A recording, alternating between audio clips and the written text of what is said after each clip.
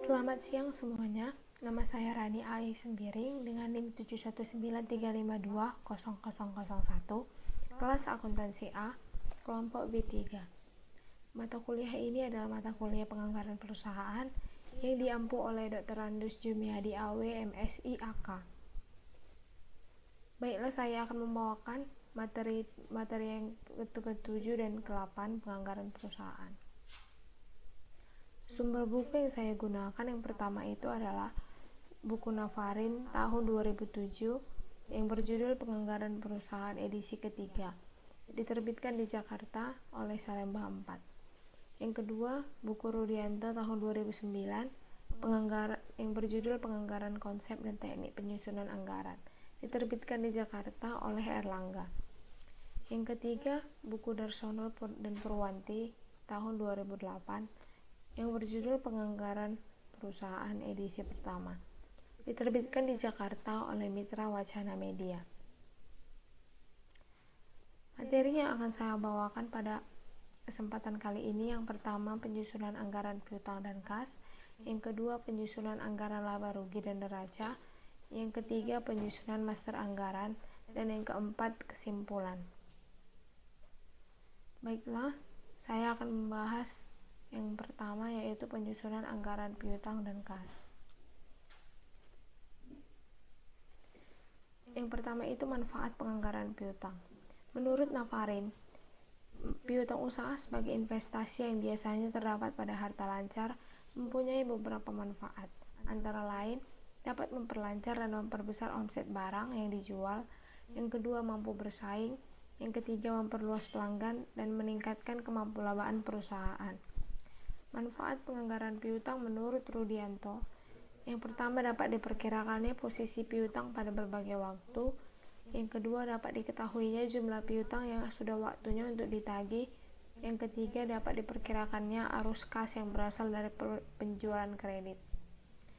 Menurut Darsono dan Purwanti, pemberian piutang usaha dimaksudkan agar dapat memperlancar dan memperbesar omset barang yang dijual karena kegiatan penjualan merupakan ujung tombak maju mundurnya perusahaan. Keberhasilan perusahaan dimulai dari kemampuan perusahaan menjual barang atau jasa dari usaha pokoknya. Yang kedua itu faktor-faktor yang mempengaruhi anggaran piutang. Menurut Navarin, Rudianto, dan Darsono dan Purwanti, faktor-faktor yang mempengaruhi anggaran piutang yang pertama kali itu adalah volume barang yang dijual secara kredit. Volume barang yang dijual secara kredit lebih besar daripada tunai dapat semakin memperbesar anggaran dalam piutang usaha dan sebaliknya pula. Yang kedua, standar kredit. Penentuan standar kredit menentukan besar kecilnya piutang usaha yang tertanam. Semakin longgar standar kredit yang diberikan, maka semakin besar piutang yang tertanam dan semakin besar risiko kerugian piutang. Yang ketiga, jangka waktu kredit. Jangka waktu kredit mempengaruhi besar kecilnya piutang usaha yang tertanam. Semakin panjang jangka waktu kredit, maka semakin besar piutang usaha yang tertanam, dan sebaliknya. Yang keempat yaitu pemberian potongan. Pemberian potongan harga juga dapat mempengaruhi besarnya investasi dalam piutang. Pemberian potongan yang besar akan memperkecil piutang usaha yang tertanam. Sebaliknya, pemberian potongan kecil yang memperbesar piutang yang tertanam. Yang kelima, pembatasan kredit. Pembatasan kredit yang dimaksudkan adalah pembatasan kredit dalam arti kuantitatif, yaitu berkenaan dengan batas atau jumlah kredit maksimal yang akan diberikan. Pembatasan kredit juga dapat mempengaruhi besar kecilnya piutang usaha. Semakin tinggi batasan kredit, maka semakin besar piutang usaha yang tertanam, dan semakin rendah batasan kredit, maka semakin kecil piutang yang tertanam. Yang keenam, kebijakan penagihan piutang. Kebijakan penagihan piutang mempengaruhi besar kecilnya piutang usaha yang tertanam.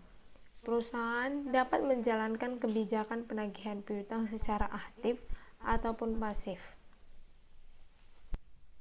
Selanjutnya, penyusunan anggaran piutang. Menurut Navarin, Rudianto, dan Darsono dan Purwanti, penyusunan anggaran piutang usaha merupakan tanggung jawab divisi kredit. Sebelum menyusun anggaran piutang, perlu dilakukan perhitungan anggaran piutang usaha bersih dan taksiran piutang usaha tak tertagih sebagai berikut. Sebagai contoh, perhitungan anggaran piutang usaha bersih. Pada bulan Januari, 9% dikali 80.000 ditambah 49% dikali 85.000 sama dengan 48.850 rupiah. Pada bulan Februari, 9% dikali 85.000 ditambah 49% dikali 90.000 sama dengan 51.750. Pada bulan Maret, 9% dikali 90.000 ditambah 49% dikali 95.000 sama dengan 54.650. Perhitungan taksiran piutang tak tertagih atau penghapusan piutang. Pada bulan Desember, 1% dikali 80.000 sama dengan 800. Pada bulan Januari, 1% dikali 85.000 sama dengan 850. Pada bulan Februari, 1% dikali 90.000 sama dengan 900 rupiah. Pada bulan Maret, 1% dikali 95.000 sama dengan 950. Cadangan penghapusan piutang usaha perhitungannya sebagai berikut. Pada bulan Januari, Rp 800 dari bulan Desember ditambah 850 sama dengan 1.650. Pada bulan Februari, 850 pada bulan Januari ditambahkan 900 rupiah sama dengan 1.750. Pada bulan Maret, 900 rupiah pada bulan Februari ditambahkan 950 sama dengan 1.850. Anggaran piutang usaha dihitung sebagai berikut. Pada Januari, 10% dikali 80.000 tambah 50% dikali 85.000 sama dengan 50.500. Pada bulan Februari, 10% dikali 85.000 tambah 50% dikali 90.000 sama dengan 53.500. Pada bulan Maret, 10% dikali 90.000 tambah 50% dikali 95.000 sama dengan 56.500. Keterangan 9% ditambah 1% sama dengan 10%. Dan 49% ditambah 1% sama dengan 50%.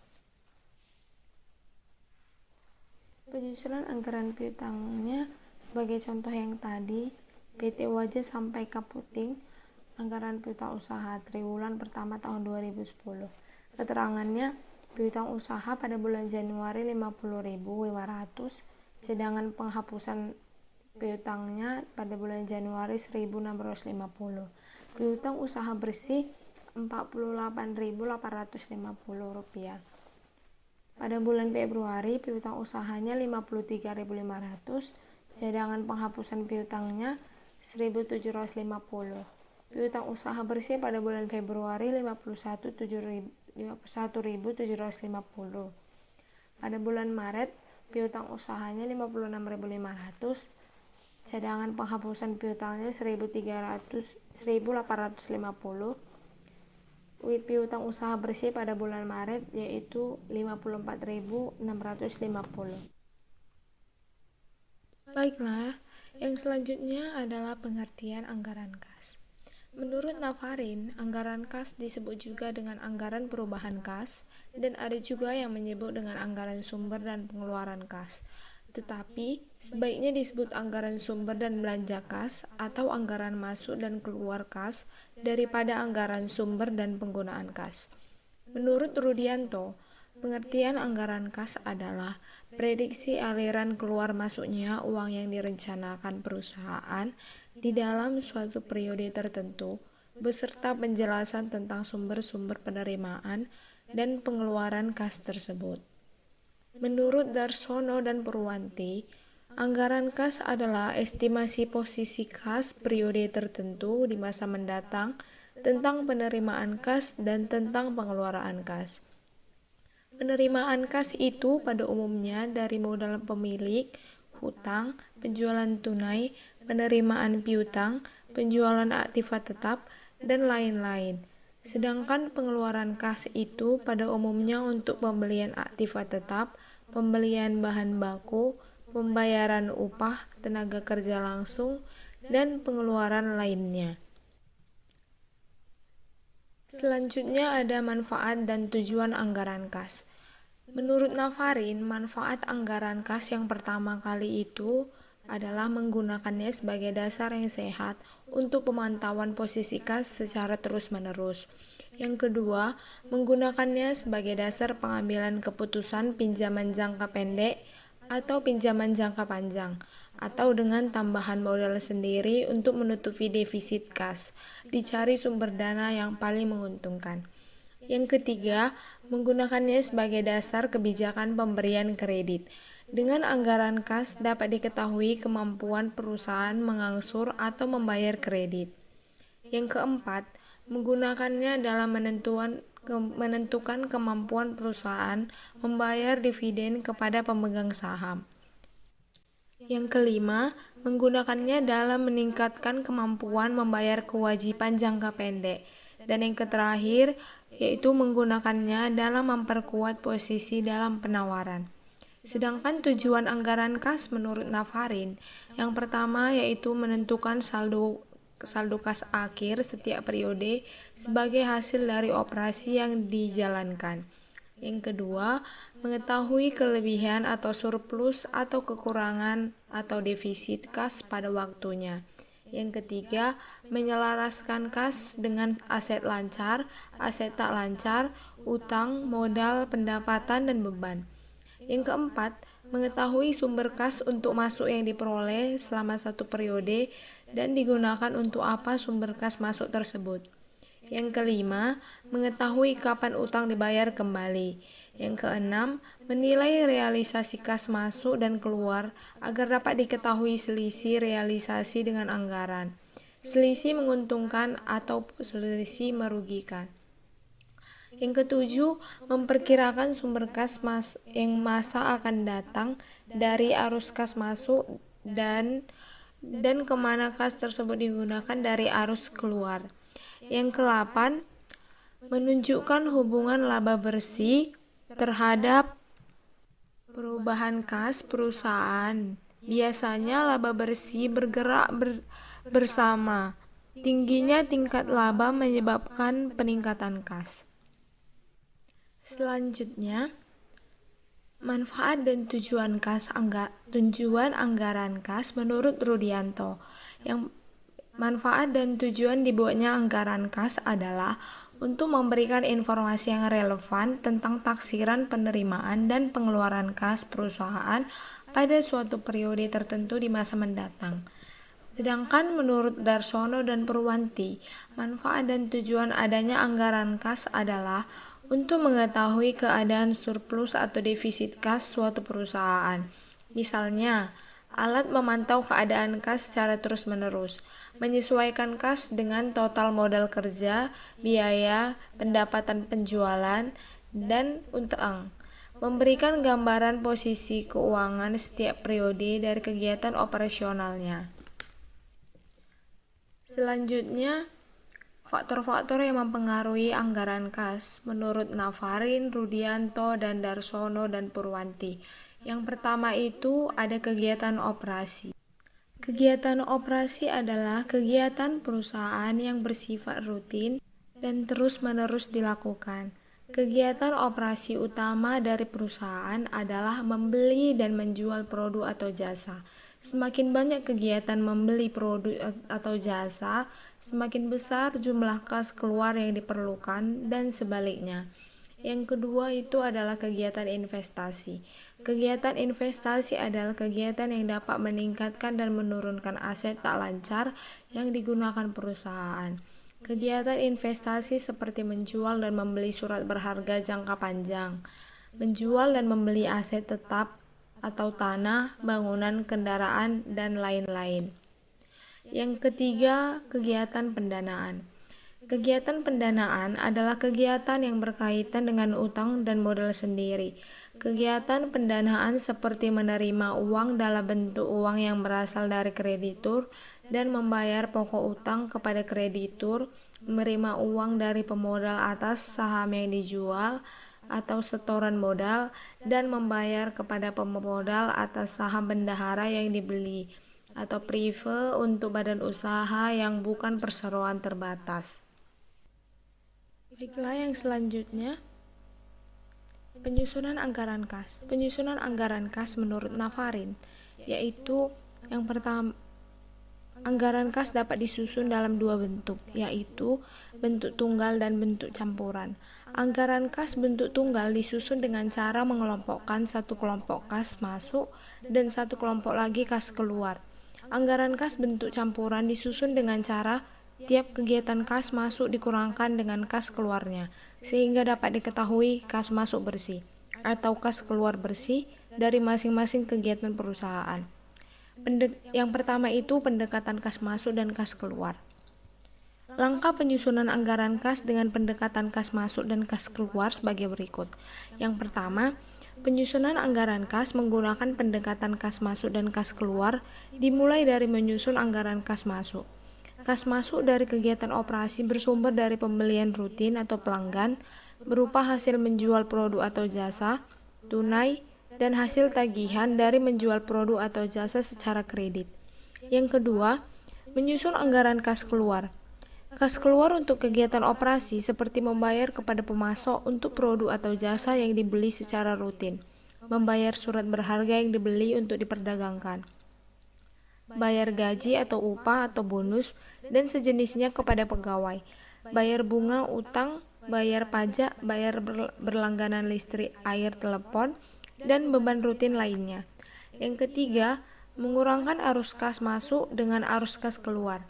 Bila arus kas masuk lebih besar daripada arus kas keluar, berarti terjadi kelebihan atau surplus kas. Sebaliknya, bila jumlah kas masuk lebih kecil daripada jumlah kas keluar, berarti terjadi kekurangan atau defisit kas. Bila kekurangan kas tersebut lebih besar daripada saldo kas awal atau di bawah saldo minimal, maka kekurangan kas tersebut harus segera ditutupi, misalnya dengan menambahi pinjaman atau utang. Yang keempat, menghitung saldo kas akhir dengan cara saldo kas awal ditambahkan dengan kelebihan kas, atau saldo kas awal ditambahkan dengan kelebihan kas, atau saldo kas awal dikurangi dengan kegiatan kas, ditambah dengan tambahan pinjaman, dikurangi dengan angsuran atau pembayaran pinjaman dari bunga. Yang kedua, ada pendekatan akunting keuangan. Penyusunan anggaran kas menggunakan pendekatan akunting keuangan atau metode tak langsung dapat dilakukan dengan cara menganalisis perubahan yang terjadi dalam anggaran neraca dan anggaran laba rugi yang diperbandingkan antara dua periode serta informasi lain yang mendukung terjadinya perubahan tersebut. Dalam menganalisis perubahan yang terjadi, harus diperhatikan kemungkinan adanya perubahan atau transaksi yang tidak mempengaruhi kas. Transaksi yang tidak mempengaruhi kas antara lain, yang pertama itu beban penyusutan atau depresiasi, penghapusan, amortisasi, dan depresi. Yang kedua, dividen dalam bentuk saham atau bonus dalam bentuk saham. Yang ketiga, aset dinilai kembali. Baiklah, selanjutnya penyusunan anggaran kas menurut Rudianto dan Darsono dan Purwanti. Berikut cara penyusunan dari penganggaran kas. Yang pertama, tentukan arus kas masuk ke perusahaan dalam sebulan. Yang kedua, tentukan arus kas keluar dari perusahaan dalam sebulan. Yang ketiga, arus kas masuk harus lebih besar dari arus kas keluar. Yang keempat, saldo akhir untuk bulan pertama menjadi saldo akhir untuk bulan kedua. Yang kelima, jika arus kas berubah negatif, perusahaan harus melakukan pinjaman. Yang keenam, konsisten dengan anggaran kas selama periode yang direncanakan. Selanjutnya, yaitu materi kedua, penyusunan anggaran laba rugi dan neraca. Anggaran laba rugi menurut Navarin artinya yaitu rencana laba rugi yang akan diperoleh dari anggaran penjualan, produksi, beban operasional, biaya produksi yang akan ditanggung perusahaan atau entitas pada satu periode anggaran. Secara sederhana, Anggaran laba rugi adalah jumlah laba dan atau rugi yang ingin diperoleh oleh perusahaan. Penyusunan anggaran laba rugi. Menyusun anggaran laba rugi ada 3 metode yang dapat digunakan, yaitu yang pertama metode a posteriori. Metode ini merupakan metode penyusunan anggaran laba dengan cara menetapkan laba sesudah proses penetapan rencana keseluruhan, tidak terkecuali juga penyusunan anggaran operasional. Yang kedua, metode a priori. Metode penyusunan anggaran laba ini berseberangan dengan metode a posteriori. Pada metode ini, jumlah laba yang diinginkan ditetapkan terlebih dahulu sebelum proses perencanaan secara keseluruhan. Yang ketiga, metode pragmatis.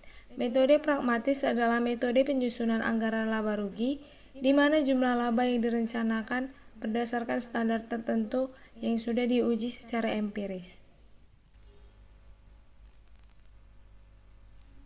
Selanjutnya adalah format dasar anggaran laba rugi. Contoh yang saya ambil adalah anggaran laba rugi PT Maju Sejahtera periode 31 Desember 2021.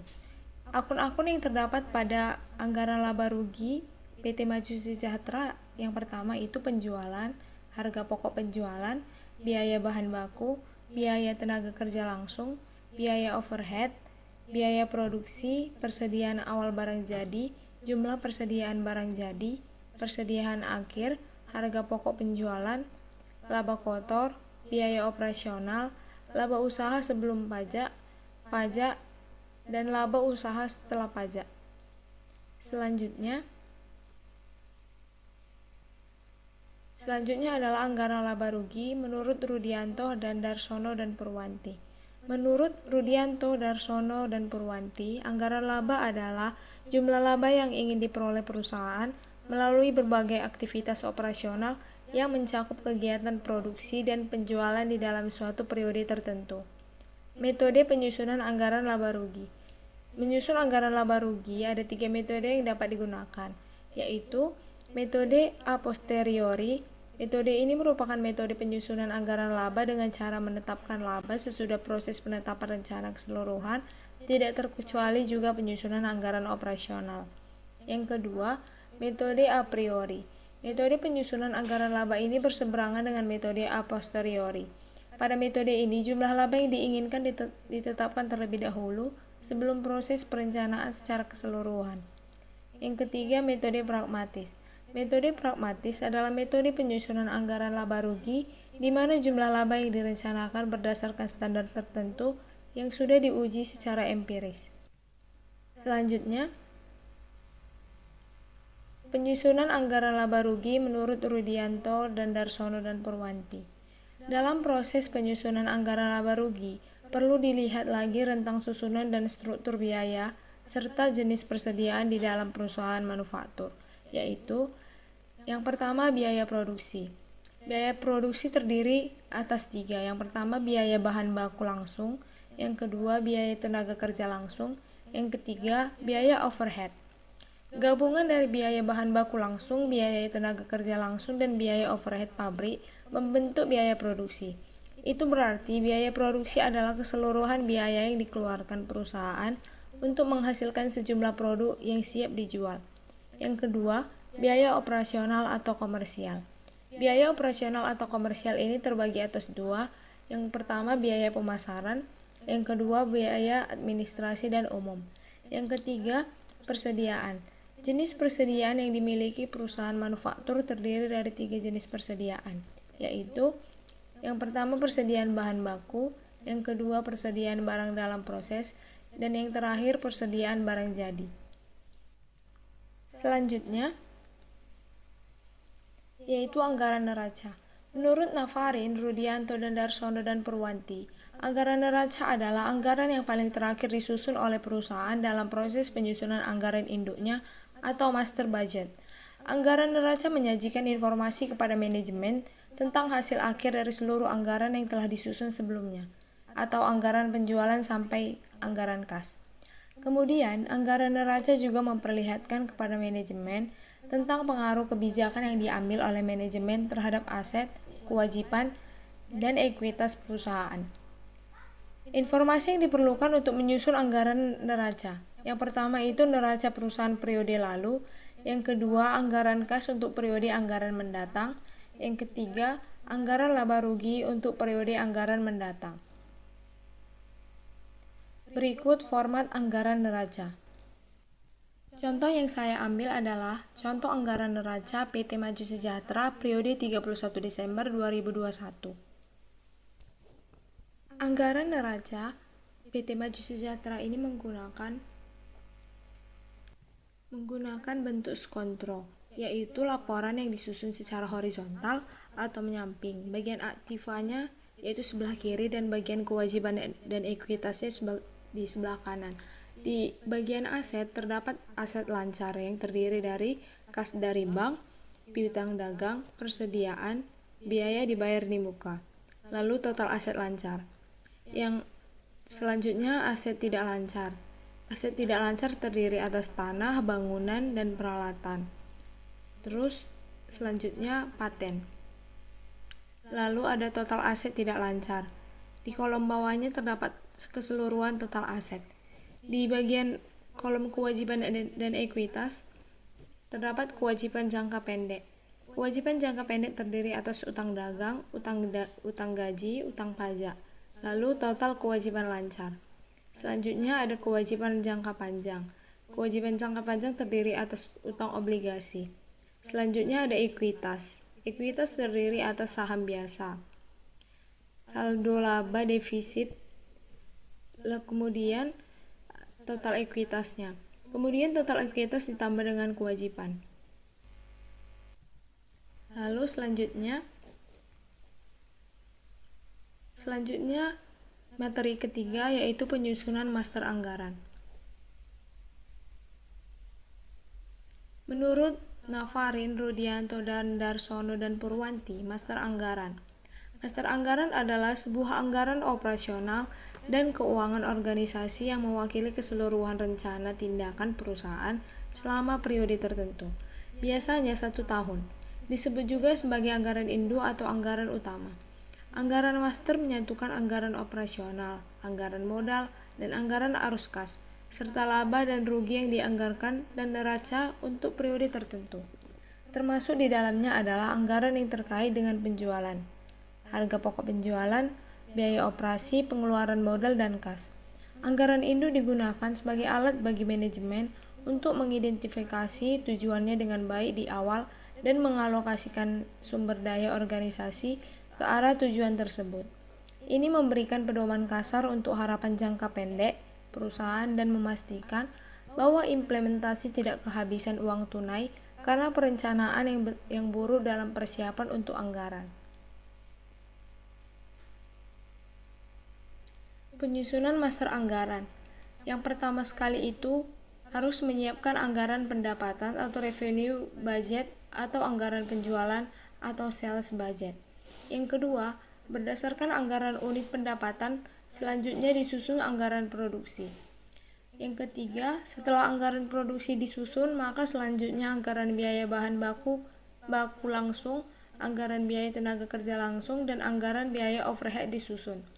Yang keempat, anggaran biaya tenaga kerja langsung menyajikan jam kerja langsung total dan tarif upah tenaga kerja langsung per jam yang diperlukan untuk memproduksi unit produksi sesuai anggaran produksi. Yang kelima, anggaran biaya overhead pabrik menyajikan estimasi biaya manufaktur tidak langsung. Tidak seperti biaya bahan baku langsung dan biaya tenaga kerja langsung, biaya overhead pabrik tidak bisa diidentifikasi antara input dan output untuk setiap item biayanya. Yang keenam, setelah menghitung anggaran biaya produksi, anggaran yang harus disusun adalah ending inventories budget. Yang ketujuh, anggaran beban pokok penjualan selanjutnya disiapkan. Data untuk penyusunan anggaran beban pokok penjualan ini telah tersedia. Yang kedelapan, anggaran biaya non-manufaktur berisi anggaran biaya pemasaran dan anggaran biaya administrasi.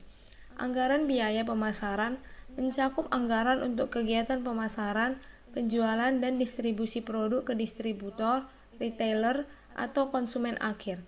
Komponen anggaran biaya pemasaran terdiri dari biaya pemasaran variabel dan biaya pemasaran tetap.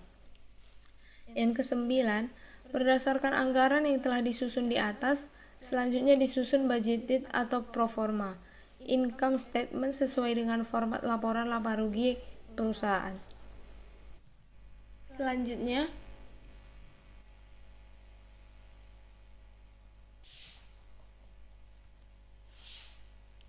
kesimpulan pada presentasi kali ini, berdasarkan ketiga buku di atas dapat disimpulkan bahwa penjelasan mengenai penyusunan anggaran piutang dan kas, penyusunan anggaran laba rugi, neraca, dan master anggaran lebih lengkap terdapat pada buku yang ditulis oleh Navarin dibandingkan dengan buku yang ditulis oleh Rudianto, Darsono, dan Purwanti. Walaupun begitu, penjelasan yang ada pada buku Rudianto, Darsono, dan Purwanti tidak kalah dengan penjelasan secara detail oleh Navarin. Sekian hasil presentasi saya. Saya ucapkan terima kasih.